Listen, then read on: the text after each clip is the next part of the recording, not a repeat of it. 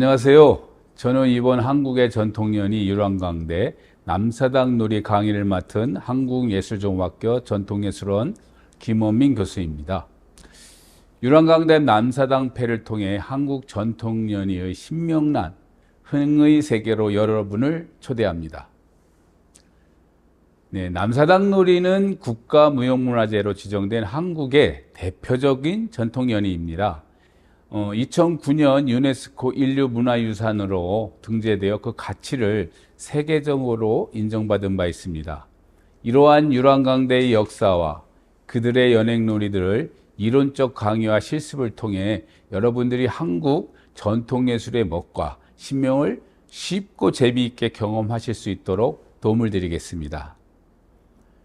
남사당 놀이는 남사당패라는 전문 유랑 예인 집단의 놀이입니다.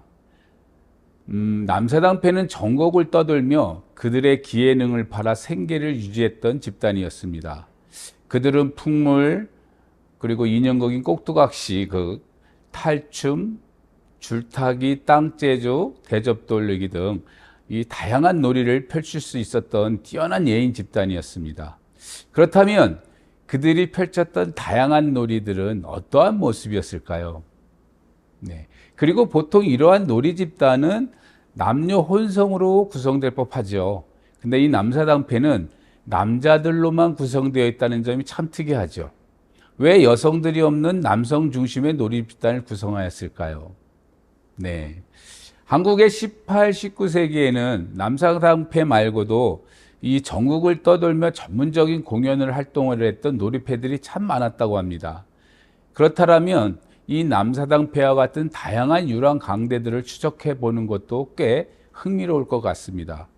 그리고 이러한 유랑 강대들이 18세기에 많이 등장하고 있는데요. 그렇다면 그러한 이유는 대체 무엇이었을까요? 네, 자, 그러면 이러한 궁금증을 하나씩 풀어가기 위해 우리 다 같이 남사당 놀이로의 여행을 한번 떠나보시겠습니다.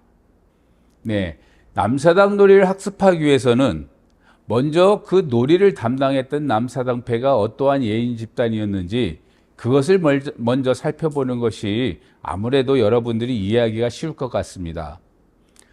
이 남사당패는 한국의 19세기 말 등장했던 전문 유랑 예인 집단이었습니다.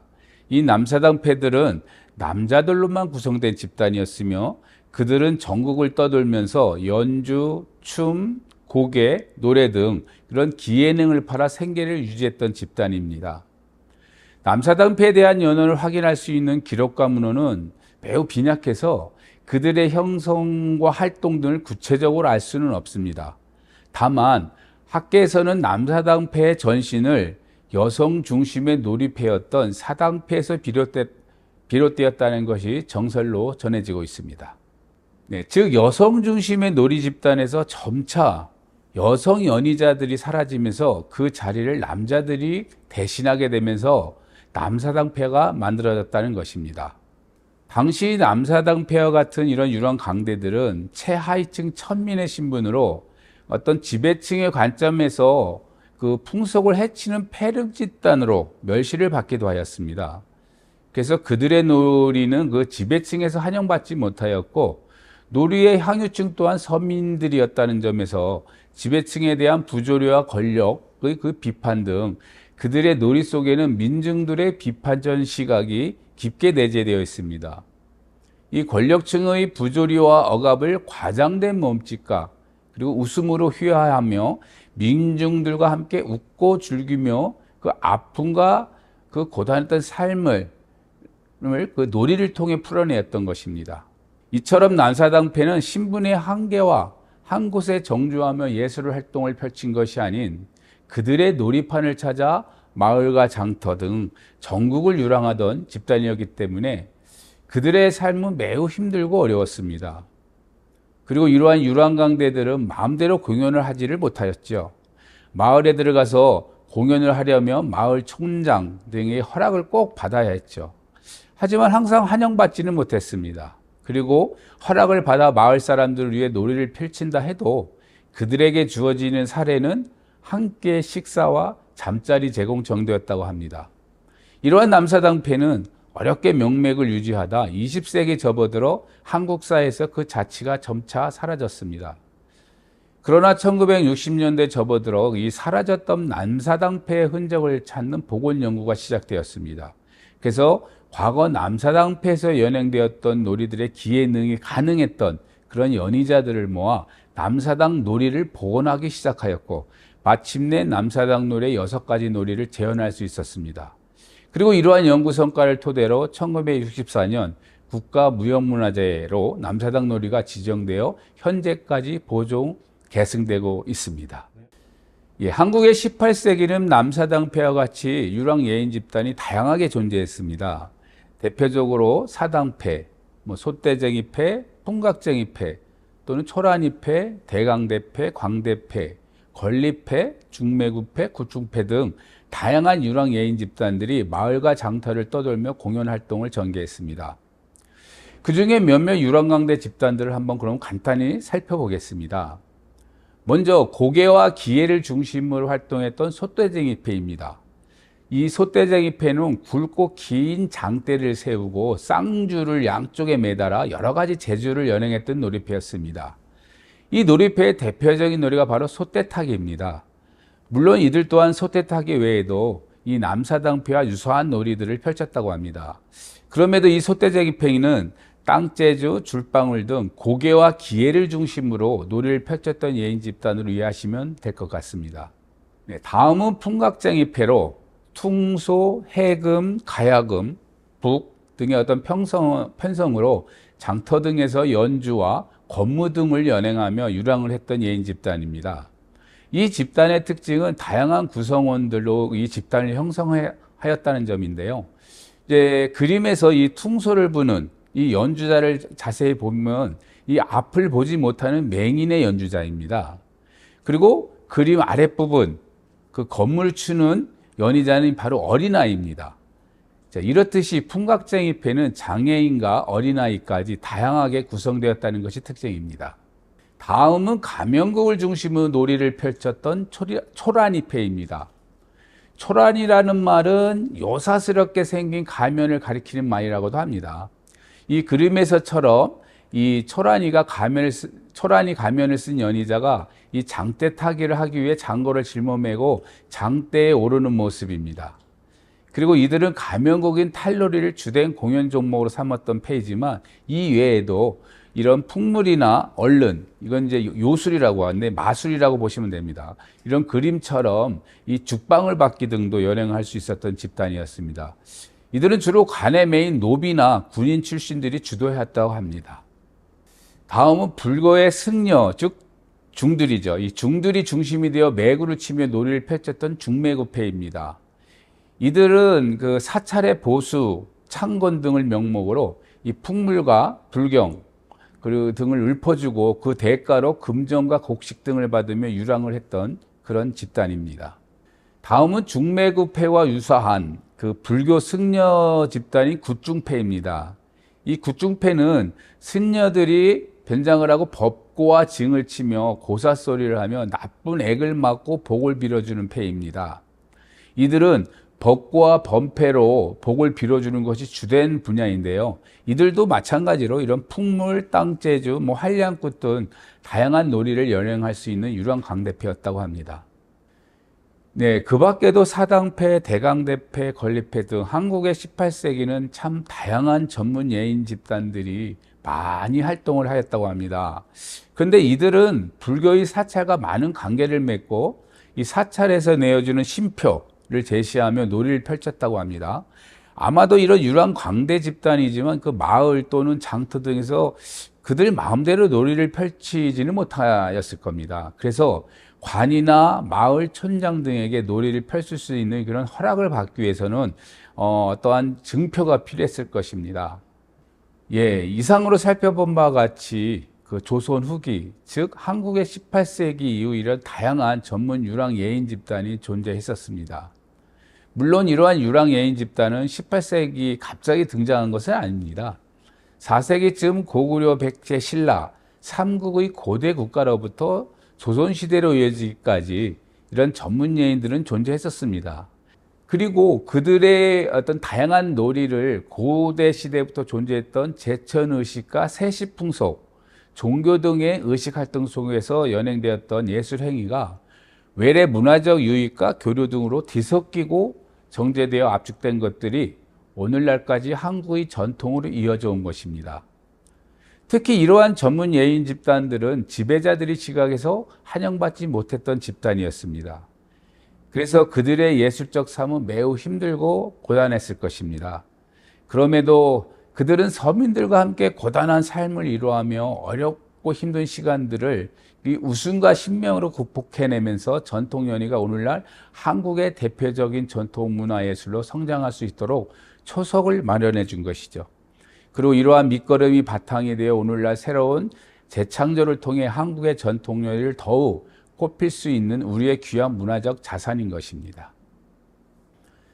남사당 놀이를 소개하기에 앞서 놀이의 담당층인 남사당패와 18세기에 등장한 다양한 전문 유랑 예인 집단을 먼저 한번 살펴보겠습니다. 그렇다면 이제 남사당패가 연행하였던 남사당 놀이에 대해 간단히 말씀드리겠습니다. 현재 한국의 국가무형문화재로 지정된 남사당 놀이는 총 6가지의 놀이 형태가 있습니다. 첫 번째, 꼭두각시 인형극, 덜미라고 합니다. 이것은. 이 인형극은 박첨지라고 하는 주인공을 중심으로 그의 혈족과 주변 사람들의 이야기로 권력과 어떤 시대적 풍자를 핵심에 둔 인형극입니다. 두 번째, 풍물꽃 농악입니다. 기본적으로 풍물꽃은 한국의 대표적인 연인 종목입니다. 이것을 농악이라고 부르는데요. 농악은 한국의 여러 지역마다 그 지역만의 특색을 지닌 가무악의 총체적 공연 예술 형태입니다. 즉, 이 30명 이상의 연희자들이 타악기를 연주하며 집단적 군무와 동선을 그리며 연행을 펼치는 놀이입니다.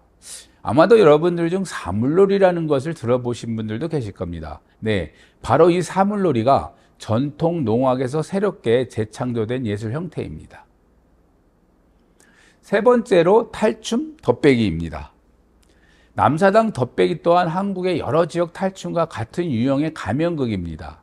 가면을 쓰고 지배 권력의 불의와 억압의 저항, 또 남성 중심의 가부장적인 그런 모순, 그리고 종교적 비판 등 민중들의 시각에서 사회의 다양한 불의와 모순들을 이 해악과 풍자를 통해 재미있게 풀어내는 가면극입니다.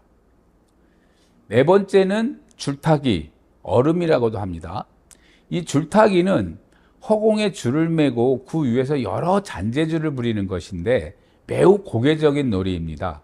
이 줄타기와 같은 한국의 고개들은 단지 고개의 기술만을 부리는 것이 아닌 재담, 즉 줄타기 연희자가 여러 이야기를 풀어내며 고개를 하는 것이 특징이라고도 할 수 있습니다. 다섯 번째는 땅재주 살판입니다. 이 놀이 또한 고개적인 놀이입니다. 연희자가 그 아크로바틱과 같은 그런 고개의 기술을 부리며 놀이를 하는데 이것 또한 줄타기와 같이 고개의 기술만 부리는 것이 아닌 어릿광대와 재미있는 재담을 주고받으며 놀이를 펼칩니다. 예, 마지막으로 여섯 번째는 대접 돌리기. 이걸 또 번화라는 것도 하는데요. 이 놀이입니다. 그리고 둥그런 접시 모양의 번화를 돌리면서 여러 재주를 부리는 기회 종목입니다. 이 또한 놀이의 기회만을 하는 것이 아니고 여러 재담을 가지고 관객들과 함께 이야기를 주고받으며 놀이를 펼칩니다. 네, 이렇게 남사당 놀이는 총 6가지 놀이 종목으로 구성돼서 연행합니다. 물론 이 6가지 놀이를 한 공연에서 모두 연행하지는 않습니다. 한 놀이당 어떤 놀이는 60분이 넘는 것도 있고 해서 보통 상황에 따라 한두 가지의 종목을 공연하는 경우가 많습니다. 이렇게 간단히 남사당 놀이에 대해 말씀드렸는데 다음 시간에 이 놀이들을 좀 더 구체적으로 설명을 드리겠습니다. 네, 조선 후기, 즉 한국의 18, 19세기는 전문 유랑예인 집단이 다양하게 출현을 합니다. 물론 어느 날 갑자기 이러한 집단이 등장하지는 않겠죠. 그 이전의 시간 속에서 어떠한 전승의 맥을 통해 이어져 왔을 것입니다. 그럼에도 조선 후기에는 떠돌이 예인 집단이 많아졌다는 것을 그 시대의 정치 문화적 환경에서 비롯될 수 있을 것입니다. 그래서 그 시대에 어떠한 사회 환경적 요인으로 이러한 예인 집단들이 대거 출현하게 되는지 한번 살펴보겠습니다. 네. 이런 놀이가 펼쳐지는 곳은 아무래도 사람들이 많아야 되겠죠. 그리고 또 그 안에서 어떤 경제적인 상거래라든가 이런 것들이 많이 있음으로 해서 또 거기서 또 금전적인 것들이 많이 발생들을 하죠. 그래서 이런 놀이패들은 그런 장터, 우리가 옛날에는 장시라고 하는데요. 이런 장터들 많이 떠돌기 시작을 하면서 놀이를 펼칩니다. 이런 장시는 이 15세기 중엽 전라도 지방에서부터 이게 개설되기 시작합니다. 그래서 초기의 장시는 보름 간격, 한 달에 한 번, 두 번 정도 정기적으로 열리는 형태였습니다. 그런데 이게 16세기 접어들면서 충청도와 경상도 지역까지 확대되었고, 그리고 그 중종 14년, 그러니까 그 16세기 초반이 되겠죠. 이 기록에는 전국 방방곡곡에 장이 서지 않는 곳이 없다라는 기록이 전하고 있습니다. 그래서 이런 장시는 한 달에 열리는 횟수가 그 처음에는 한두 번이었다가 이게 점차 늘어나면서 5일장으로 정착하게 되는 것입니다. 그러니까 5일마다 장이 선다는 것이죠. 그래서 이런 것들이 또 임진왜란 이후 17세기에 이렇게 더더욱 이 장시가 활성화되면서 여러 폐단도 발생하게 됩니다. 그래서 18세기 장시는 한 달에 6회 열리는 5일장으로 이제 정착하기 시작합니다. 그래서 이런 장시를 통해 장시에 맞춰 상품을 또 생산하고 출하하는 방식과 백성들의 거래가 이렇게 관행이 이제 만들어진 것이죠. 그러면서 이 조선 후기에 이런 이 상업 활동과 여행, 과거 시험 등 이 지역을 벗어나는 경우가 많아집니다. 그래서 이런 장시가에 사람들이 모여들고 활성화되면서 이 남성 중심의 장시에서 여성의 경제 활동들이 또 많아지는 거죠. 그동안에는 여성들이 직접적으로 경제 활동에 참여하지는 못했었습니다. 근데 이러한 장시를 통해서 자기들이 만들었던 뭐 옷감이라든가 뭐 어떤 곡물이라든가 이런 것들을 직접적으로 갖고 나와서 판매가 시작이 되었던 것이죠. 그래서 이런 장시는 물자의 교환과 매매를 비롯해서 또 이러한 곳에 놀이와 유흥이 없을 수가 없었겠죠. 그래서 이런 속에서 문화가 형성이 되고 교류되고 하는 그런 과교 역할로 이 장시가 기능을 했었죠. 그래서 이런 장시에 당연히 놀이판이 펼칠 수밖에 없었고, 그런 놀이판의 전문 유랑패들이 놀이가 굉장히 많아졌다고 볼 수 있습니다. 또 한편에서는 19세기의 그 권력층의 부정과 부패로 민중들이 매우 고통에 겪게 되었습니다. 한국의 18, 19세기는 봉건 통치 체제가 급속히 몰락하면서 이 지배계급의 어떤 민중에 대한 착취가 가혹해지고 여기에 저항하는 민중들의 봉기 등이 일어나면서 매우 혼란스러운 시대였습니다. 특히 국가의 조세 정책이 일반 서민들의 삶을 매우 힘들게 만들었습니다. 즉 지배계급의 양반 세력은 나라에 내야 하는 세금을 어떻게든 안 내려고 백성들에게 떠밀었고, 백성들은 또 그로 인해 경제적 삶이 피폐해져만 갔던 거죠. 그래서 잦은 밀란과 1894년 동학 농민혁명이 크게 불길처럼 일어나게 됩니다. 이처럼 19세기는 백성들이 나라의 조세 등 지배계급들의 수탈과 억압이 매우 심해 심지어 살던 집을 버리고 몰래 야반도주하듯 산으로 숨어들어가 화전민이 되는 경우도 많았고, 또 이렇게 떠돌이 유랑 강대로 들어가는 경우도 많았다고 하는 것이죠. 그래서 이런 18, 19세기의 사회 변동은 앞서 설명드린 정치, 경제적 요인 외에도 여러 복합적인 이유가 많았습니다. 그럼에도 여러분들의 이해를 돕기 위해 단편적으로 설명드린 점 좀 이해해 주시면 감사하겠습니다. 여하튼 조선 후기 격변의 시기에 이처럼 유랑 강대들이 많이 나타나게 된 것은 한편에서는 문화예술이 귀족들만이 향유하는 것이 아닌 서민 대중들 속에서도 다양하게 즐길 수 있는 문화적 변동 또한 큰 이유일 것입니다. 네. 이번 6차시 1강에서는 남사당 놀이를 이해하기 위해 먼저 놀이의 담당층인 전문 유랑 예인 집단, 남사당패와 그 밖의 다양한 유랑 광대 집단들을 살펴보았습니다. 그리고 남사당 놀이의 6종목을 간단히 소개해드렸습니다. 그리고 이제 한국의 18, 19세기에 많은 유랑 강대들이 출현하게 된 사회적 배경을 아주 간단히 살펴보았습니다. 다음 6차시 2강에서는 남사당 놀이에 대한 좀 더 구체적인 설명과 함께 여러분들이 이해를 도울 수 있도록 영상 등을 통해서 설명드리겠습니다. 감사합니다.